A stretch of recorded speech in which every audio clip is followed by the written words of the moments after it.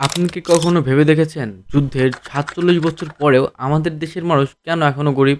কেন এত সংগ্রামের পরেও আমরা ব্যর্থ? অথচ সমাধানের পথ হয়তো আমাদের হাতের কাছে আছে। আমরাই হয়তো সেটা দেখেও দেখছি না। বাংলাদেশের অনেক মানুষ প্রতিদিন কঠোর পরিশ্রম করেন। তারপরেও কেন গরিবই তাদের জীবনের অংশ হয়ে থাকে? এর প্রধান কিছু কারণ হলো শিক্ষার অভাব, বেকারত্ব, সচেতনতার অভাব এবং অবকাঠামোগত অউন্নত। এখন আপনারা ভাবছেন এটা কিভাবে? তাহলে চলুন আমরা এই বিষয়গুলো একটু দেখে নেই। প্রথমত শিক্ষার অভাব। এখানে অনেক মানুষ পর্যাপ্ত শিক্ষাই পাচ্ছে না। আবার অনেক গ্রাম অঞ্চলে দেখা যায় হয়তোবা তাদের এখানে স্কুল আছে, কলেজ আছে কিন্তু সেখানে পর্যাপ্ত পড়ালেখাটা হচ্ছে না। অথবা সেখানে শিক্ষার্থীরা পর্যাপ্ত যে সুবিধা সেগুলো পাচ্ছে না। তার জন্য তাদের অল্প বয়সে যেটা শেখার কথা সেটা শিখছে না। ফলে যেটা হচ্ছে পর্যাপ্ত শিক্ষার ঘাটতি পড়ে যাচ্ছে। যার জন্য দেখবেন গ্রামের ছেলেপেলেরা ভালো কোনো জায়গায় সুযোগ খুবই কম পায়। এখন আসা যাক বেকারত্ব। চাকরি বা আয়ের পর্যাপ্ত উৎসের অভাব। এখন আপনারা ভাবতে পারেন এত বড় একটা দেশ যেখানে ৪৭ বছর হলো দেশ স্বাধীন হয়েছে তারপরেও কেন এত পরিমাণে চাকরি বা আয়ের উৎসের অভাব? এটার মূল কারণ হলো আমাদের বাংলাদেশের সবাই সবসময় চাকরিমুখী। কোনো সময় উদ্যোগ নিয়ে কিছু করতে চায় না। তারা সবসময় চাকরি করতে চায়। আচ্ছা, আপনি একটু ঠান্ডা মাথায় ভেবে দেখেন তো, যদি আমরা সবাই চাকরি করতে চাই তাহলে চাকরি তৈরি করার জায়গা তৈরি করবে কে? আমাদের মতন মানুষরাই তো এরকম চাকরি করার জায়গা তৈরি করবে, তাই না? তাহলে আমরা যদি সবসময় চাকরি খুঁজি তাহলে উদ্যোগ নিবে কে বা ব্যবসা শুরু করবে কে? আর যদি একটা প্রতিষ্ঠান চালু না হয় বা কেউ উদ্যোগ না নিয়ে একটা প্রতিষ্ঠান চালু না করে তাহলে সেই প্রতিষ্ঠানে হাজারো কর্মজীবী চাকরি কিভাবে করবে? একটা দেশের প্রতিটা জনগণকে তো আর সরকারি চাকরি দেওয়া সম্ভব না। সেখানেও কিছু লিমিটেশন আছে। তাই আমাদের দরকার পর্যাপ্ত আয়ের উৎস। যার জন্য আমাদেরকে কাজ করতে হবে। মঙ্গল গ্রহ বা চাঁদ থেকে কোনো এলিয়েন এসে আমাদেরকে এই আয়ের উৎস তৈরি করে দিয়ে যাবে না। এটা আমাদের নিজেদের কঠোর পরিশ্রমের দ্বারাই এই আয়ের উৎস তৈরি করতে হবে। ৩ নম্বর পয়েন্ট হচ্ছে সচেতনতার অভাব। এখন আপনারা ভাবতে পারেন এটা আমাদের জীবনে কতটুকুই বা ভূমিকা রাখে? হ্যাঁ, সচেতনতার অভাব এটা আমাদের জীবনে অনেক ভূমিকা রাখে। এখন আপনি বলতে পারেন কিভাবে? That's a main point. এখন আপনি অনেক কিছু শিখছেন, আপনি ভালো একটা চাকরি বা আপনি ভালো একটা কর্মস্থলে চলে গেছেন। এখন আপনি যদি সেখানে ভালোভাবে টাইম ম্যানেজমেন্ট, মানি ম্যানেজমেন্ট এগুলো না করতে পারেন, তাহলে আপনি সচেতনতার অভাবে ভুগবেন। কোনো সমস্যা যদি আপনি মুখোমুখি হন তাহলে সেটা ট্যাকেল দিতে পারবেন না। কারণ আপনি ভালো টাইম ম্যানেজমেন্ট অথবা মানি ম্যানেজমেন্ট কোনোটাই করতে পারেন না। বা ভালো একটা পরিকল্পনা করে কোনো কাজ সেটাও পারেন না। উদাহরণস্বরূপ ধরুন আমার কাছে ৳১,০০,০০০ আছে। এখন আপনাকে যদি বলি আপনার কাছে যদি ৳১,০০,০০০ থাকে, এই ৳১,০০,০০০ দিয়ে আপনি নিজে কি করবেন? হ্যাঁ, এটা কিন্তু একটু চিন্তার বিষয়। আপনিও ভাববেন আমি এটা করব, ওইটা করব।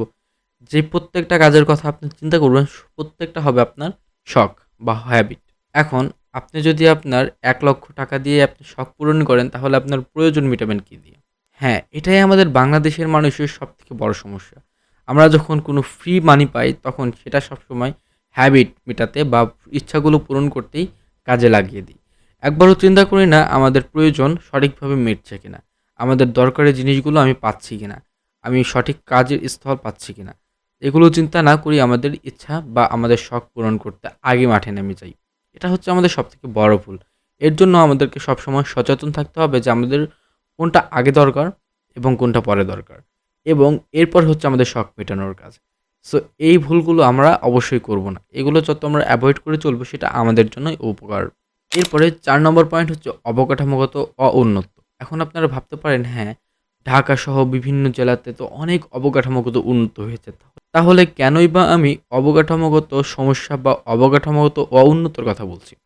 এটার মূল কারণ হলো আপনি যদি ঢাকার কিছু অঞ্চলে যান তাহলে দেখতে পারবেন সেখানে ইন্টারন্যাশনালি অনেক বিল্ডিং বা অনেক নির্মাণ কাজ হয়েছে এবং ইদানিং আমাদের বাংলাদেশে অনেক কিন্তু কালভার্ট ব্রিজ, ফ্লাইওভার, রাস্তাঘাট অনেক কাজ হয়ে গেছে। কিন্তু আপনি যদি একটু ভালো করে ঘাটেন তাহলে দেখবেন বাংলাদেশের প্রায় ৮০-৮৫% জেলায় অনেকটা অবকাঠামোগত ও উন্নত সমস্যায় রয়ে গেছে। যেগুলো কয়েক দশক ধরেই অউন্নতই রয়ে গেছে। সেগুলোর দিকে আমরা চোখ মেলেও তাকাইনি। তো আমাদের এই দিকে একটু লক্ষ্য করতে হবে। যদি আমরা অবকাঠামোগত উন্নত করি তাহলে সেই জেলাটা প্রত্যেকটা সাইড থেকেই ডেভেলপ করতে পারবে। প্রথমত হচ্ছে আমাদের শিক্ষার অভাব দূর করতে হবে, দ্বিতীয়ত বেকারত্ব দূর করতে হবে, তৃতীয়ত সচেতনতার অভাব দূর করতে হবে। আর চতুর্থত আমাদের অবকাঠামোগত যে সমস্যা সেগুলো দূর করতে হবে। তাহলে মোটামুটি লেভেলে আমরা একটু ভালো পর্যায়ে যেতে পারবো।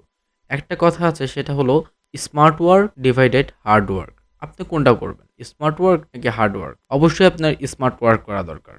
যদি আপনি হার্ড ওয়ার্ক করেন, সারাদিন আপনি মনে করেন ইট টানলেন বা মাটি কাটলেন, সেটা থেকে যে ফায়দাটা আসবে, আপনি যদি স্মার্ট ওয়ার্ক করেন, আপনি যদি একটা সিস্টেম ক্রিয়েট করে নেন, তাহলে কিন্তু সেখান থেকে বেশি ফায়দা পাবেন। তো আপনাকে প্রতিটা কাজের জন্য স্মার্ট ওয়ার্ক করতে হবে, ডোন্ট হার্ড ওয়ার্ক। সো আপনারা বুঝতে পারছেন আশা করি আমি কেন স্মার্ট ওয়ার্ক অ্যান্ড হার্ড ওয়ার্কের কথা বলছি।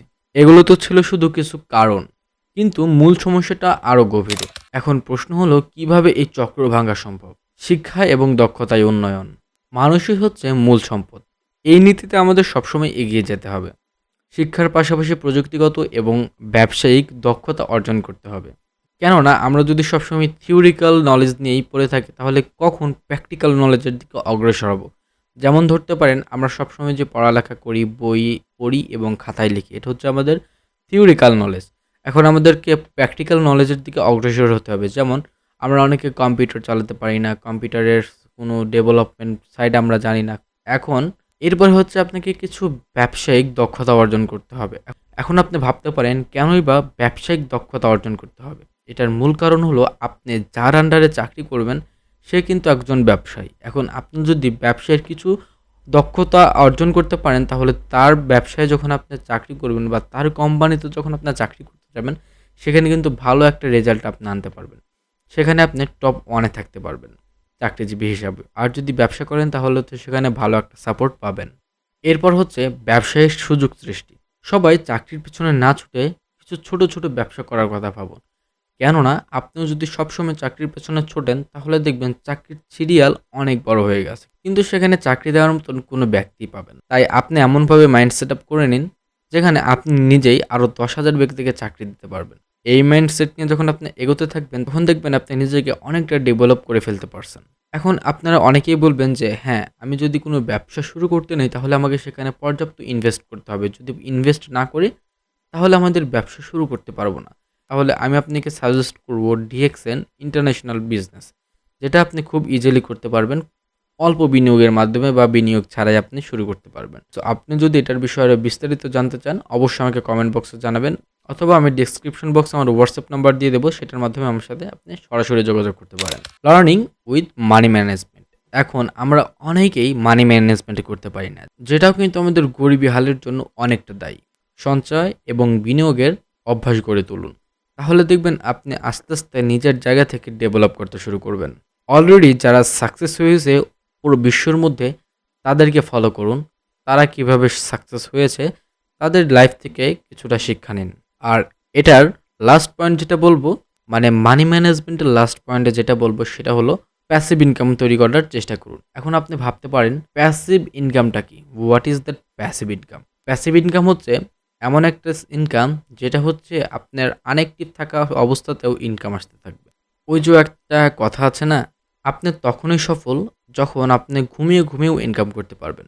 এখন আপনি ভাবতে পারেন, হাউ ইজ পসিবল? আমরা তো অনেক পরিশ্রম করে ইনকাম করতে পারি না, তাহলে ঘুমিয়ে ঘুমিয়ে কীভাবে ইনকাম করা সম্ভব? দেখেন, ইনকাম হয় দুই ধরনের। প্রথমত হচ্ছে অ্যাক্টিভ ইনকাম, দ্বিতীয়ত প্যাসিভ ইনকাম। অ্যাক্টিভ ইনকাম এটা যখন আপনি চাকরিতে যাবেন, চাকরি করবেন, সেখানে প্রত্যেকটা কাজ কমপ্লিট করবেন, অর্থাৎ আপনি অফিসে থাকাকালীন আপনি কাজ করছেন, আপনি ইনকাম পাচ্ছেন। অথবা ধরেন আপনি একটা দোকানের মালিক, আপনি যখন দোকান খুলবেন আপনার ইনকাম হবে, আপনি দোকান খুলবেন না আপনার ইনকাম হবে না। আপনি চাকরিতে যাবেন, আপনার বেতন দেবে, চাকরিতে যাবেন না আপনার বেতন দেবে না। That's a active income. এখন কথা হলো প্যাসিভ ইনকামটা কি? প্যাসিভ ইনকাম হলো এমন একটা ইনকাম, যেটা আপনি আনঅ্যাক্টিভ থাকাকালীনও ইনকাম আসতে থাকবে।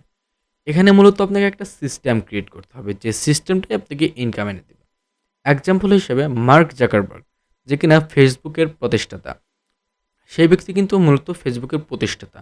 একটা অলরেডি সিস্টেম ক্রিয়েট করে দিচ্ছে, এবং এই সিস্টেম ক্রিয়েট করার পর এখন অলরেডি সে সবসময় প্যাসিভ ইনকামই জেনারেট করতে থাকে।